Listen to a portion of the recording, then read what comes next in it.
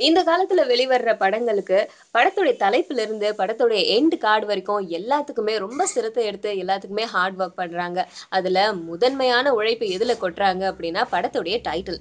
படத்துடைய டைட்டில் ஒருத்தவங்கள்ல இருந்து இன்னொருத்தவங்களுக்கு மாறி இருக்கணும், புதுமையான விஷயத்த குடுக்கணும் அப்டிங்கிறதுக்காக, இந்த படத்துடைய டைட்டில டிசைன் பண்றதுக்கு ஏகப்பட்ட முயற்சிகள் எடுக்குறாங்க. ஃபாரின்ல இருக்கிற நெறைய படங்களுடைய டைட்டில கூட ரெஃபரன்ஸ்க்கு எடுத்துக்கிறாங்க.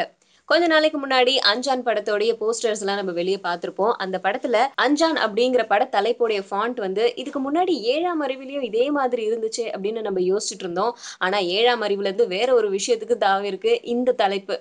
ஏன் அப்படின்னா, அநேகன் அப்படிங்கிற தனுஷோடைய படம். இந்த படத்துடைய டைட்டிலும் கிட்டத்தட்ட அஞ்சான் படத்துடைய டைட்டிலோட ஃபாண்ட் மாதிரியே இருக்காம். அதாவது 2 கண்கள் மாதிரி இருக்கு.